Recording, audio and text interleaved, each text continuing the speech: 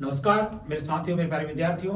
आज मैं आप लोगों के सामने कोरोना के नए वेरिएंट के बारे में चर्चा करने आया। कोरोना का नया वेरिएंट फिर से भारत में प्रवेश कर चुका है। चाइना के बाद दोबारा फिर से भारत में दहशत का माहौल क्रिएट कर रहा है। तो इसकी क्या वजह है, किन कारण से कोरोना फिर से भारत में आ रहा है और इसके क्या राजनीतिक पहलू है, इसके बारे में हम चर्चा करेंगे। वीडियो को जरूर बने रहिएगा वीडियो में, क्योंकि अगर आपने वीडियो को स्किप किया तो आप समझ सकते हैं कि वीडियो ये आपके लिए कितना खतरनाक हो सकता है। इसलिए मैं आज आप लोगों को सामने बताया जा रहा हूं कि भारत में कोरोना के नए वेरिएंट का क्या प्रभाव पड़ेगा और चाइना के बाद कौन कौन से ऐसे देश है जहां पे कोरोना का प्रकोप और भी अधिक बढ़ेगा।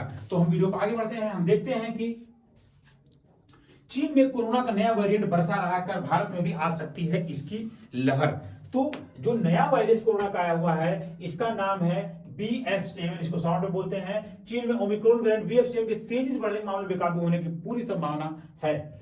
विश्व स्वास्थ्य संगठन WHO ने कोरोना वायरस को महामारी घोषित कर दिया गया। यह पुरानी खबर है। यह वायरस बहुत सूक्ष्म लेकिन प्रभावी वायरस है। यह वायरस मानव के बाल में छोटे से 900 गुना अधिक छोटा होता है, लेकिन वायरस का संक्रमण दुनिया भर में बहुत तेजी से फैल रहा है।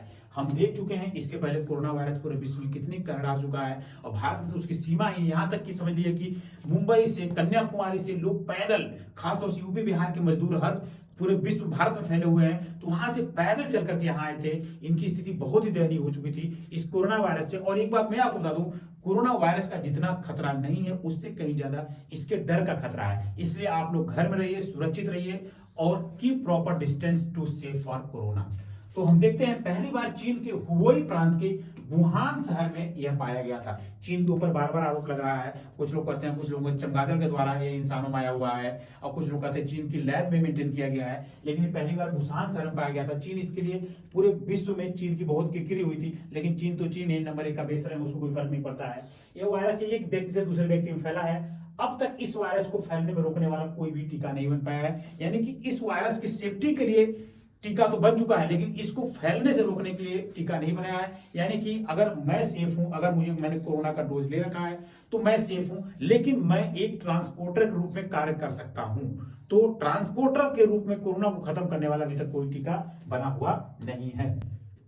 मैं यहां पे एक बात और बता दूं कि कोरोना वायरस का जो नया वेरिएंट आया हुआ है, इसके बारे में कुछ खास बातें आपको बता दूं। BF7 सबसे इंपॉर्टेंट चीज है, आप वीडियो बने रहिएगा।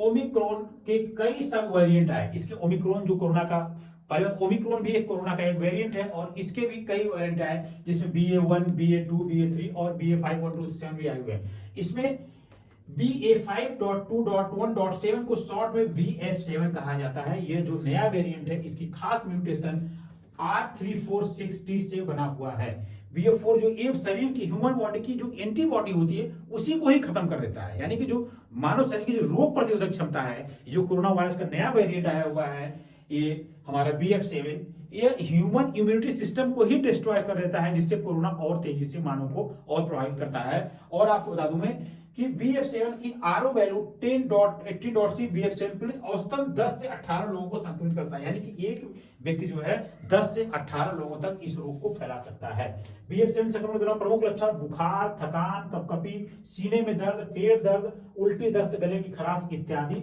आती है। यानी कि जो पुराने हमारे सिम्टम थे उस सिम्टम में बदलाव आया है। यहाँ पे उल्टी और दस्त भी आता है। और आपको बता दो, इससे बचने के पुराने वही भी तरीके हैं। हाथ धोइए, प्रॉपर डिस्टेंस बना रहिए तथा छींक जो व्यक्ति पीड़ित है उससे दूरी बना कर रखिए। और मैं आपको सबसे लास्ट में ये बात बता दूं, कोरोना वायरस से संबंधित जो बातें हैं, चीन में वायरस के बेकाबू होने से पूरी दुनिया में दहशत का माहौल फैला हुआ है। वायरस के लॉन्ग टर्म इंपैक्ट में 5-6 चीजें जुड़ी हुई है। बाल झड़ सकते हैं, एटीट्यूड बदल सकता है, टेंशन हो सकती है, फैटिग हो सकता है, ब्रेन पर लॉजिस्टिक इंपैक्ट हो सकता है। आने वाले समय में ध्यान रखें कि सेल्फ प्रोटेक्शन पर ध्यान रखें।